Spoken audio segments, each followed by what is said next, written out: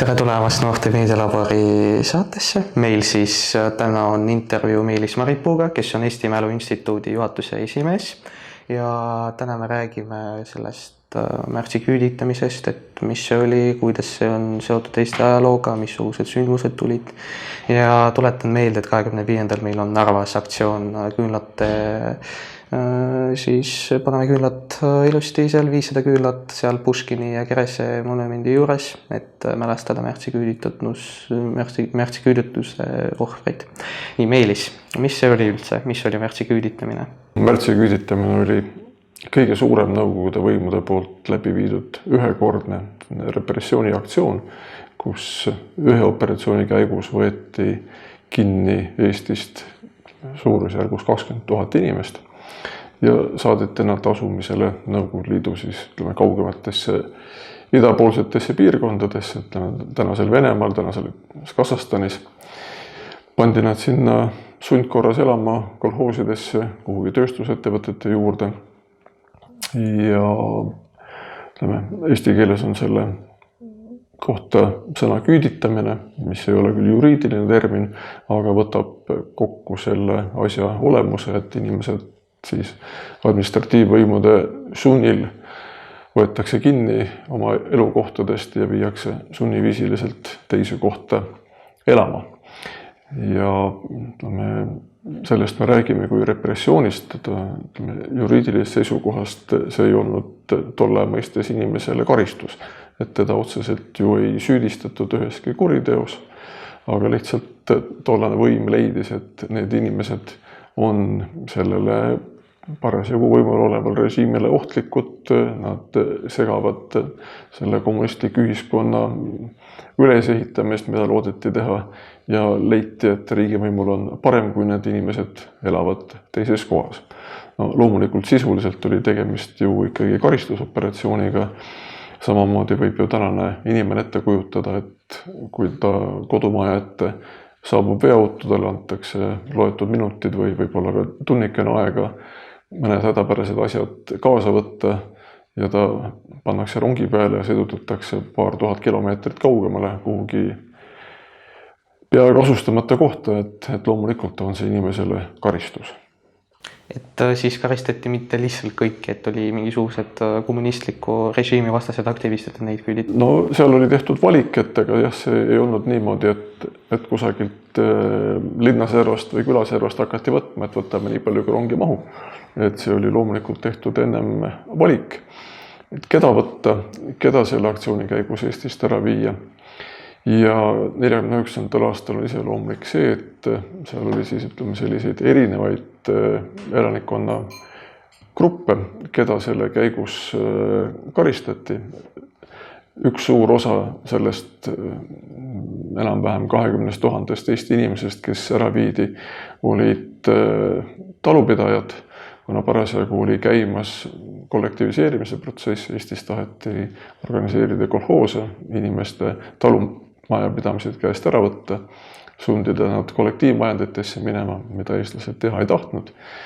Nii et see oli üks meede, millega siis hirmutati ära talupidajad, need inimesed, kes ei olnud nõus kolhoosidesse astuma, kes olid edukamad talupidajad, kelle talud olid suuremad, kes olid kasutanud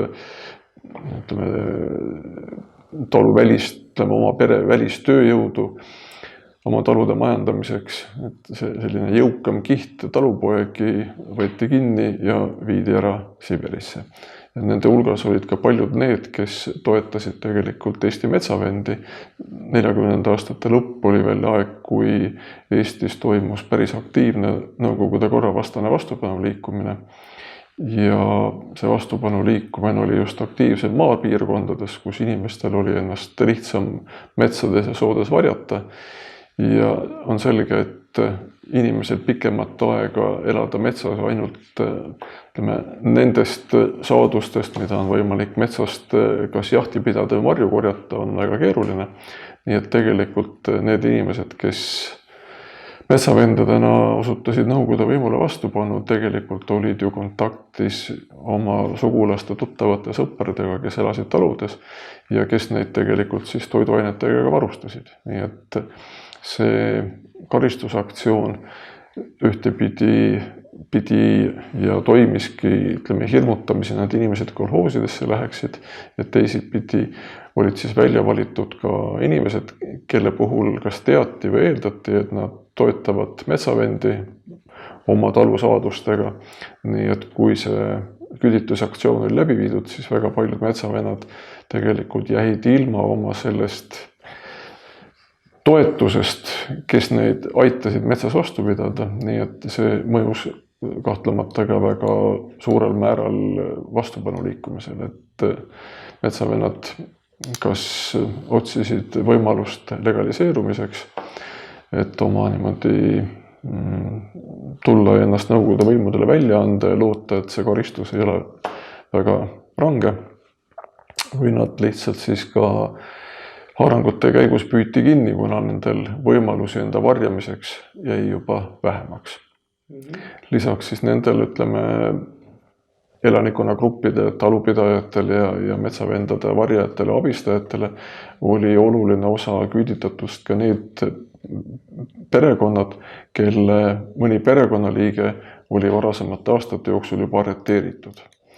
Et kui me mõtleme, et see küüditamisaktsioon märtsis toimus 1949. aastal, siis selleks hetkeks oli, ütleme, 5 aastat läinud mööda teise maailmasõja lõpulahingutest Eestis ja selle 5 aasta jooksul oli tuhandeid inimesi arreteeritud. Ja suur osa nendest küüditatutest olid ka need perekonnaliikmed, kelle siis perekonnapea, enamasti siis mees või isa, olid varasemate aastate jooksul arreteeritud, saadetud laagritesse või vanglasse ja nüüd siis karistati nende perekonnaliikmeid lihtsalt selle eest, et nad olid Nõukogude korra vaenlase perekonnaliikmed. Et lisaks siis sellisele maaelanike hulgas puhastuse tegemisele viidi ära ka suur hulk inimesi, kelle pereliikmed olid varasemate aastate jooksul olnud arreteeritud. Minu teada see märtsi küüditamine puudutas pikemas perspektiivis peaaegu igat Eesti pere vist. No jah, ütleme, kui me liidame sinna juurde 41. aasta küüditamise, kui küüditati umbes suurusjärgus 10 000 inimest, umbes 20 000 inimest 49. aastal ja mõtleme veel sinna juurde ka, et seal vahepeal oli toimunud sellised väiksemaid aktsioone, et kokku neid inimesi, kes olid Nõukogude võimude poolt represseeritud, oli ju kokku võib-olla ligemale suurusjärgus 100 000 inimest, siis tõepoolest see 100 000 inimest jaguneb laiali niimoodi, et enam-vähem igal Eesti perekonnal on keegi, kas siis päris oma perekonnaliige või natukene lähem või kaugem sugulane, kes tegelikult nende repressioonide alla sattus. Nii et tõenäosus, et oli mõni Eesti perekond, kellel ühtegi tuttavat repressioonide alla ei sattunud, see tõenäosus on päris väike. Aga kas teil on keegi perest küüditatud? Ja mu vanaisa arreteeriti 1948. aastal ja tema pere, siis vanavanaisa, vanaema ja tädid-onud küüditati kõigepealt 1946. aastal, võeti nad juba esimest korda kinni ja pärast 1949. aastal saadeti nad Tomski oblastisse. Nii et see osa minu perekonnast oli 1949. aastal samamoodi saadetud Tomski oblastisse.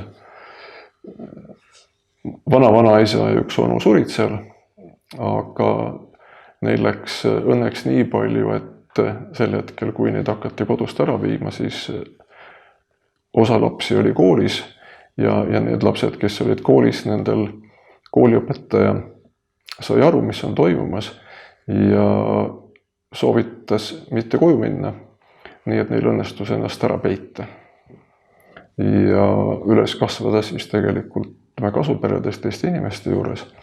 Nii et nendel ei saa öelda, et see elu oleks lihtne olnud, aga nad vähemalt ei pidanud kaasa tegema seda teekonda Siberisse ja siis lootus sealt uuesti tagasi pääseda. Aga miks Nõukogude võimud on saatnud neid inimesi just Siberisse, Tomski oblastisse just sinna? no ütleme, see traditsioon Venemaal ulatub tagasi juba 19. sajandisse, et sellel oli ühtepidi oma majanduslik põhjus.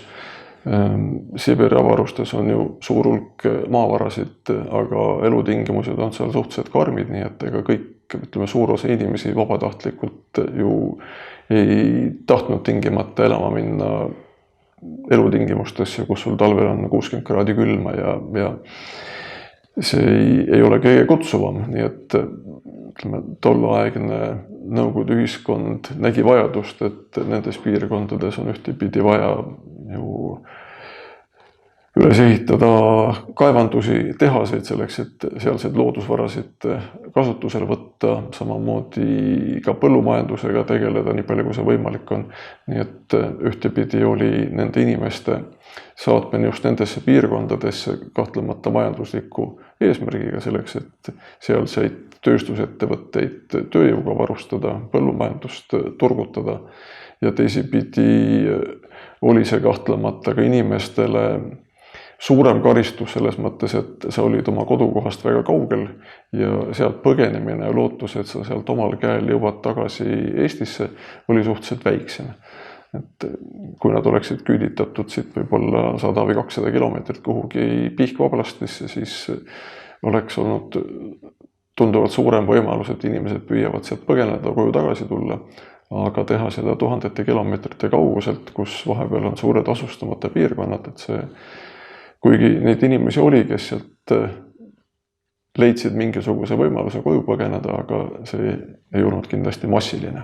Aga kas oli edukas see koju põgenemise raud? No sellised juhtumid on, et kus inimesed siiski suutsid sealt põgeneda.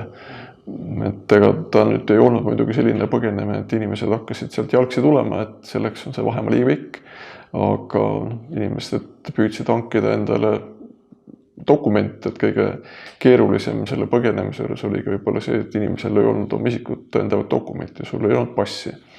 Aga tolleaegses Nõukogude Liidus, kus eriti raudteel miilits kontrollis inimesi pidevalt selleks, et sa saaksid ikkagi sõita rongiga pikemaid vahemaid, oli tõenäoline, et sul pidi olema ette näidata isikut tõendav dokument. Rääkimata sellest, et sul ei olnud lubatud lahkuda oma asumispaigast. Aga kui sa sealt ikkagi lahkusid, siis oli väga suur tõenäosus, et juba esimeses või teises raudteejaamas tegelikult miilis peab sind kinni ja küsib sult isikut tõendavat dokumenti. Ja kui sul ei olnud seda, kui sul ei olnud kirjalikku luba, et sa võid sellest kohast lahkuda, minna teise kohta, siis sind võeti kinni ja saadeti tagasi sinna, kuhu võim oli sind saatnud.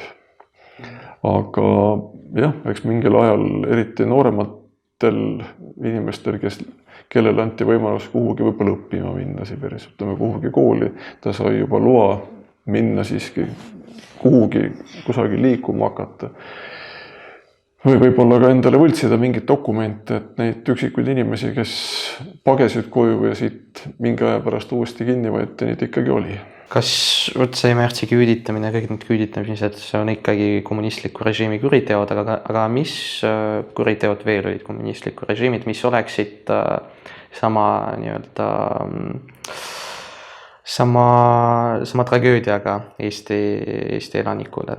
Siin peab kindlasti rääkima ka nendest inimestest, kes arreteeriti, sellepärast, et kui nüüd mõelda selle juriidilist poolt, siis küüditamine toimus ju tegelikult ilma mingisuguse sellise, ütleme, süüdistuseta või et seda saaks juriidilises mõttes vaadata kui formaalset karistust millegi eest. Lihtsalt otsustati, et sa pead minema. Aga sõjajärgsetel aastatel ja juba ka ennem teist maailmasõda 40-41. aastal oli tuhanded inimesed arreteeritud, neile oli esitatud konkreetne süüdistus millegi eest, nendel oli määratud karistus, vabaduskaotus, kas olla vanglas või vangilaagris. Ja need süüdistused olid ju kuritegelikult samamoodi, et inimesed said karistada selle eest, et nad olid Eesti Vabariigis täitnud oma mingeid töökohustusi. Nad olid olnud kas sõjaväelased, nad olid olnud politseinikud, võib-olla riigiametnikud ja süüdistada ja karistada inimest selle eest, et ta on ühes riigis selle oma riigi seaduseid täites töötanud mingil elualal ja hilisem kommunistlik riigivõim leiab, et see ei ole kooskõlas kommunistliku ideoloogiaga, mida inimene oma töökohal tegi. See on käsitletav samamoodi inimese vastasena kuriteona, kuni sa ei saa inimest karistada selle eest, et ta täidab lihtsalt oma seadusest tulenevaid tööülesandeid. Et neid inimesi, kes selliseid karistada said ja saadeti Gulagi laagritesse surema, oli ju tuhandeid ja tuhandeid. Mõnedes vene koolides, kas mingisugused üksikud õpetajad või lausa huvijuhid ütlevad, et need, kes on nõukogude siis vastu, need on fašistid. Kas see nii oli Eestis? Kindlasti ei saa öelda, et nad fašistid olid. Et võime alustada sellest, et kes on fašistid, et see sõna on muutunud sellises tavakäibes täiesti omandanud vale tähenduse. Fašistid olid Itaalia fašistliku partei liikmed, et fašistid olid klassikalises mõttes ainult Itaalias. Et see, mida enamasti räägitakse fašistidest, mõeldakse tegelikult siis hitlerliku Saksamaa, ütleme poliitikat ja neid sõjaväelasi ja võib-olla politseinikke, ametnikke, kes töötasid Natsi-Saksamaa jaoks. Nemad olid natsionaalsotsialistid, nemad ei olnud fašistid. Et see selline fašistlik niimoodi koondnimetus on kleepunud külge kõigele, ütleme nii sakslastele kui nendele, kes tegid Saksa võimudega koostööd, sõltumata sellest, et fašismiga ei ole sellel mingit pistmist. Aga kui nüüd jätta kõrvale see fašismi sõna tegelik tähendus, et see, milles siis neid inimesi nagu süüdistatakse, et inimesed tegid, ütleme, selle süüdistuse sisu peaks olema siis see, et need inimesed on teinud koostööd Saksa okupatsioonivõimudega. Jah, kahtlemata paljud nendest inimestest töötasid ka Saksa okupatsioonivõimude ajal mingisugustel ametikohtadel. Paljud mehed teenisid Saksa relvaüksustes. Selle järgi nimetada kõiki fašistideks ma ei näe sisulist võimalust, et sellel terminil fašist ei ole niimoodi enam mingisugust sisu tegelikult, ta on selline loosung. Kui me mõtleme, et keegi inimene töötas Saksa okupatsioonivõimudega koos, siis peame mõtlema, mida see inimene tegi, kas ta tegi midagi sellist, mille eest teda oleks vaja siis karistada või süüdi mõista. Räägitakse kollaborantidest, ütleme need, kes töötavad siis kaasa mõne okupatsioonivõimuga, seda õpitakse ka koolides. Ka see kollaboratsiooni mõiste on väga erinev sõltuvalt riigist.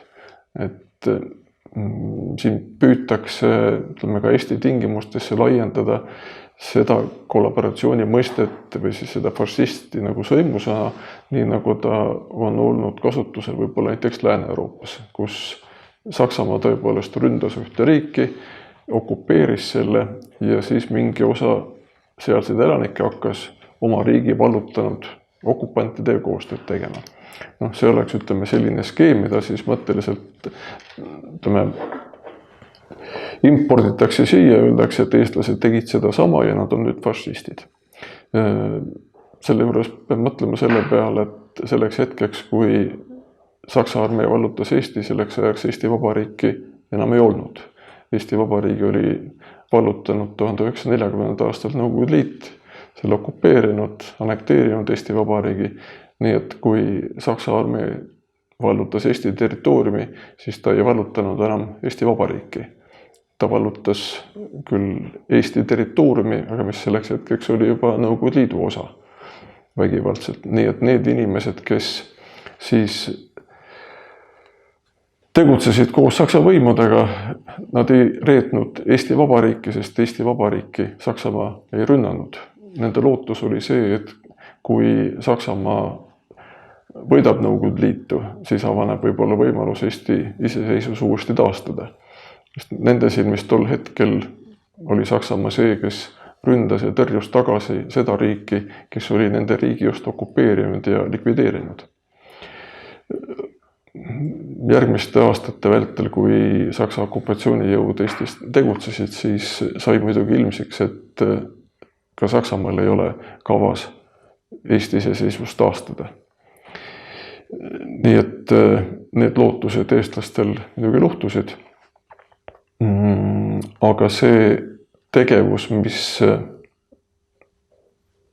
eestlased koos sakslastega tegid, kui nad ei teinud otseselt pannud toime kuritegusid mõne teise inimese vastu, siis eelkõige tegutsesid nad selles usus ja lootuses, et toetades ühel või teisel viisil Saksa armeed suudavad nad paremini eemale hoida Punaarmeed, kes ähvardas Eestit uuesti vallutada. Ja samas tuleb siis vahet teha, ütleme, milles selle ühe või teise inimese koostöö Saksa okupatsioonivõimudega seisnes, et kahtlemata oli seal neid inimesi, kes sakslaste teenistuses panid ise toime kuritegusid.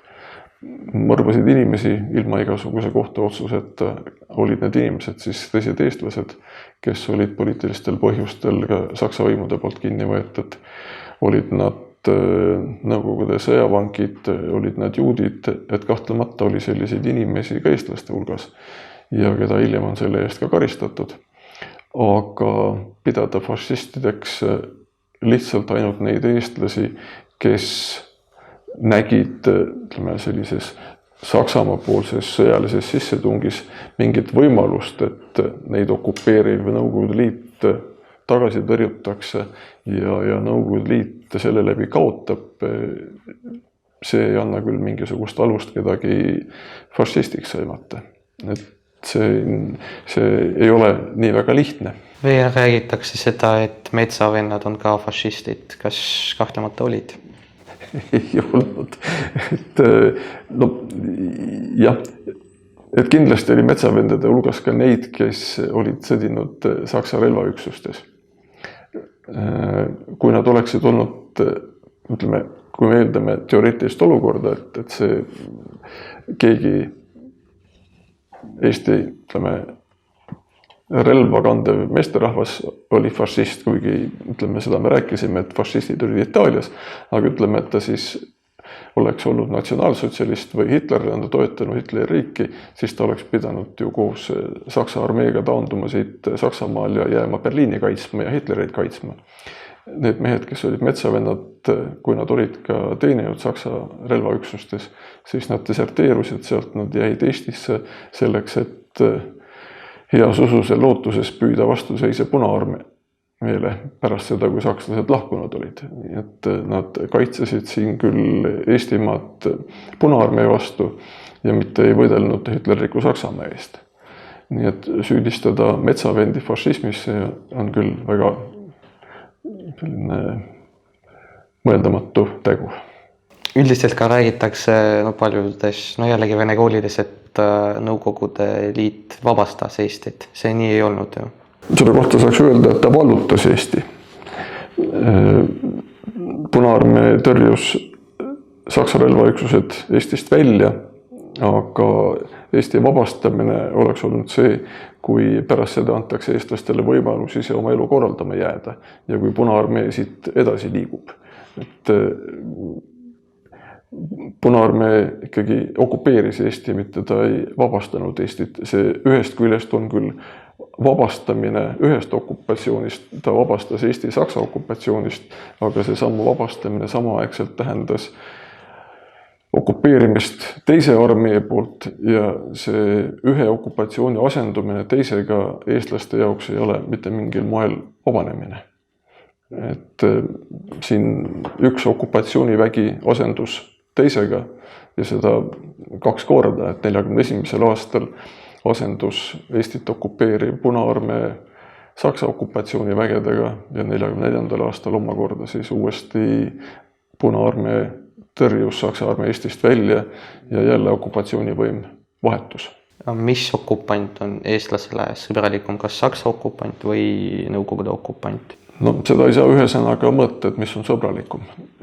Aga inimesed paratamatult, kui nüüd minna üksik inimese tasandile, siis inimese selline perekondlik mälu või suhtumine tekib läbi selle, millise okupatsioonivõimu all inimesed rohkem kannatasid, milliseid repressioone või kui tõsiseid repressioone kellelegi osaks langes. Ja see sõltub siis juba perekonnast, sellepärast et ka väga paljud Eesti perekonnad kannatasid Saksa okupatsioonivõimu all. Selle Saksa okupatsiooni aastate vältel hukati Eestis umbes 8000 kohalikku elanikku. Kõigi nende perekonnad ju olid samamoodi kannatanud, kes olid oma pereliikmed kaotanud. Nii et ei saa öelda, et Saksa okupatsioonivõim oleks nüüd kõigi eestlaste silmis tingimata sõbralikum, aga kahtlemata arvuliselt oli rohkem perekondi neid, keda niimoodi traagiliselt puudutas Nõukogude okupatsioon ja arvuliselt vähem neid, keda puudutas Saksa okupatsioon, aga see ei võimalda niimoodi otsest kaalukaussile panemist, et milline oli halvem, milline oli parem. See oli võimalik, et näiteks pärast Saksa okupatsiooni tuleks Eesti Vabariik. Üldse see potentsiaalselt oli võimalik või mitte? No see oleks sõltunud palju sellest, mõtlete, et kui Laadisko ajalugu läinuks teisiti, et kui Saksamaa oleks võitnud. See oleks palju sõltunud siis sellest, millistel tingimustel, ütleme, kui ajalugu läheb küll teisiti ja Eesti oleks jäänud Saksa okupatsiooni poolt, ütleme, Saksa okupatsiooni võimu alla, et kuidas siis Saksamaa ise oleks muutunud või arenenud pärast seda. Et seda on meil tänasel päeval väga keeruline ette näha, milliseks see riigikord oleks muutunud. Et selle sõja ajal küll Saksamaal selliseid plaane ei olnud, et nüüd Eesti iseseisva riigina päris toimetada saaks. Kuigi nendel oli küll ettekujutus, et Eestil peaks olema mingisugune autonoomia, et ta ei peaks olema otseselt osa Saksa riigist, aga milles see autonoomia oleks täpselt seisnud, see on ainult selline,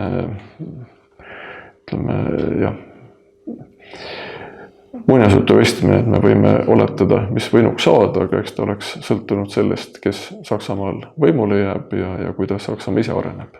Nii, me oleme väga pikalt juba rääkinud sellest kõigest, aga selline küsimus, mis on selle teema väline, aga me esitame seda kõikidele meie igasugustele külalistele, et üks soovitus noortele teie poolt. Noored peaksid mõtlema seda, et vaatamata sellele, et elu viimase võib-olla paarikümne aasta jooksul on muutunud järjest mugavamaks, paremaks ja kui pärast 90. aastat tundus, et külm sõda on lõppenud, et selline üleüldine rahu ja koostöö hakkab maailmas võimust võtma, siis tänasel päeval, kui juba üle aasta on aktiivne sõda Venemaa ja Ukraina vahel käinud, siis tuleb noortel aru saada, et hea ja kuri ei ole tegelikult maailmast mitte kuhugi kadunud ja loota selle peale, et me suudame oma ühiskonda edasi viia ja rahulikult elada ilma selleta, et me peame mõtlema riigikaitse peale, et me peame mõtlema iseenda jaoks läbi, kes on meie poolt ja kes on meie vastu, kes on meie sõbrad, selliselt ei pruugi see ühiskonna edasiminek olla küll võimalik. Et tolerantsus ja selline avatud suhtumine ja eriarvamuste tolereerimine ühest küljest mingil tavatasandil on ju hea ja tore, aga samas sellega ei saa liialdada, et hea ja kuri on endiselt olemas ja tuleb õppida sellest aru saada, kus need piirid on. Nii, aitäh Meelis, et leidsid aega meie jaoks, et tuletan meelde, et 25. on meil Narvas aktsioon, et kõik inimesed on oodatud meiega liituma seal. Aitäh vaatamise eest ja kohtumiseni!